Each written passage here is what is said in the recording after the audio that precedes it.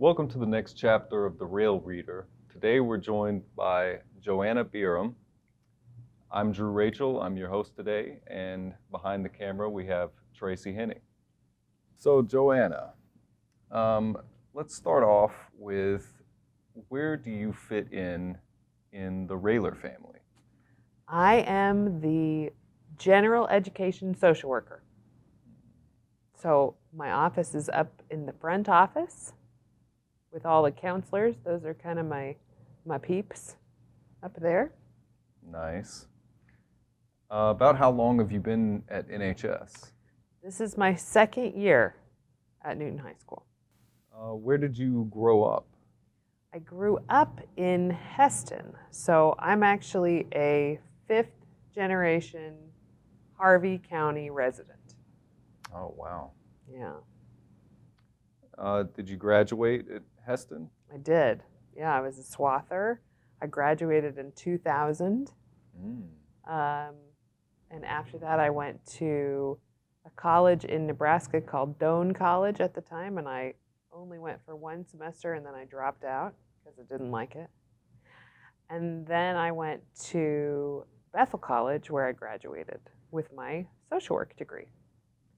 And then I worked for about 5 years, and then I went back to graduate school at Newman University and got my master's in social work. So you want to tell us about how reading has shaped your life? Yeah, gosh. I think of all the things that I learned to do as a kid, reading was probably the most important. So I was raised by two educators. So my dad was a band teacher, and my mom was an elementary school teacher. And so I learned to read when I was about 4.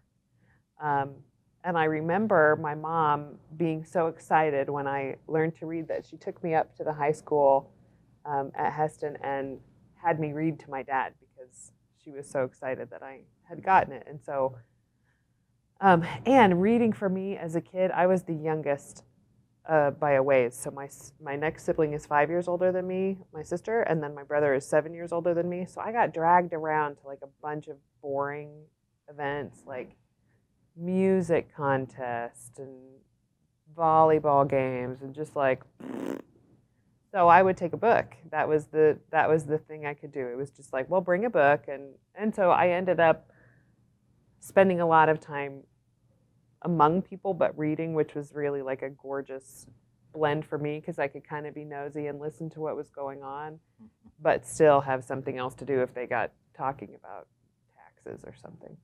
Do you have any books that you think have had like a profound effect on your personality?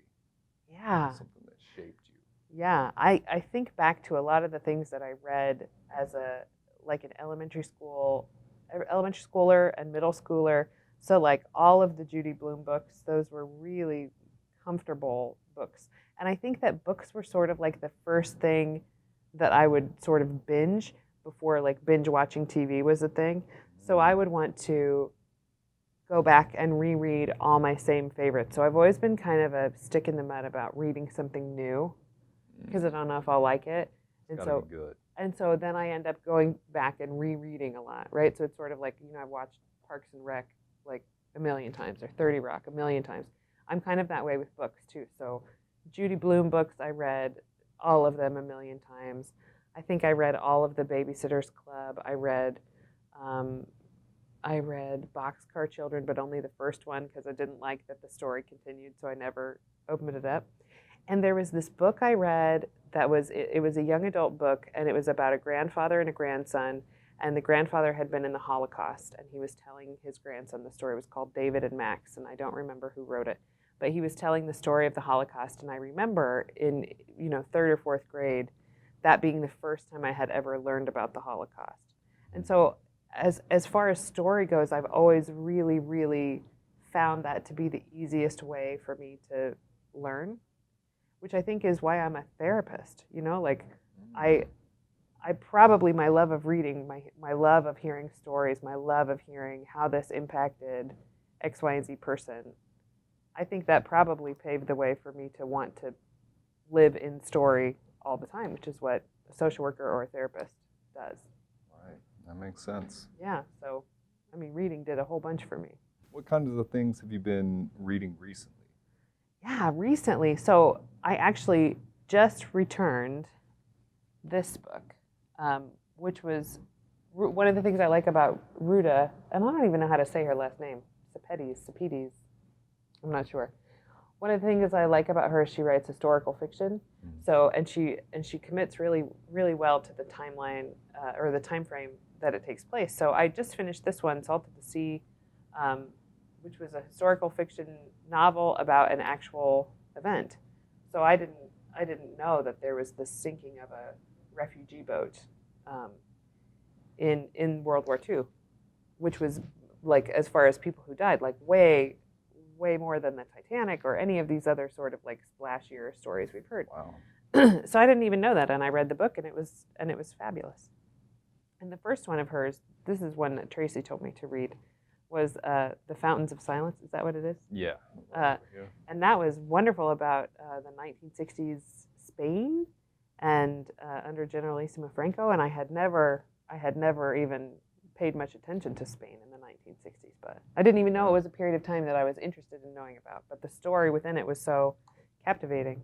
And The Warmth of Other Suns I read recently, and that was a total impulse based on a display that you had set up right in the doorway of the library, and I saw it, and I had heard about it, and I had wanted to read another book by this author, but you didn't have it yet, and you do now, and I'm reading it now, and so I was like, oh, I'll just read this one, and I've been trying to read more about like Black stories, African American stories. I've been trying to educate myself a little bit more because I found that was a piece through my education that was really terribly lacking, and so I want to re-educate myself on the whole history, not just the history from the perspective of the people who are writing the stories, who happen to be white men typically, who told one kind of story. I want to hear other kinds of stories.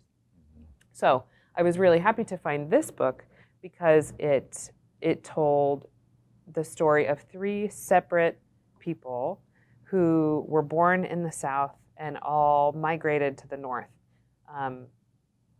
from the time period of, I think the first one was in like the 20s and the last one was in maybe the 60s, and then just how their families shaped. And I had no idea. I had no idea about Jim Crow South and how that looked in the North. I think the story I had been told first was, oh, the South had Jim Crow and it was bad, and then the North was great, where it wasn't, and that's not true. Like it was, there were systems set up that were just as discriminatory as Jim Crow. They just weren't as overt. Right. And I didn't know that. And then I felt dumb that I'm 39 years old and an educated person, and I didn't know that. But I'm doing my best. Well, do you have anything that you're looking forward to in the future? Oh God. Like yes. Maybe near future. Oh. It's been a weird year. It has been a weird year. I am looking forward to, first of all, I'm looking forward to my mom getting vaccinated, because I haven't been inside her house in a year. It's tough. I've been outside her house and seen her on porches and with masks and stuff, but I'm excited to sit at her kitchen table and drink coffee with her. She's one of my favorite people in the whole world. Oh, that'll be nice. And I'm looking forward to spring and the grass getting green and the flowers coming up. I love that. And then I'm looking forward to every summer my family, my husband and children, we drive to northern Minnesota to see my husband's grandmother. And so we go and stay with her for a while, and we just have a ball. And we couldn't go last year. Well, thank you for sitting down with me and Sure. being on this episode of the Railreader.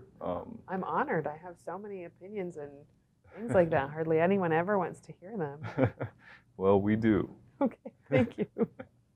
Thank you. So be sure to tune in next week.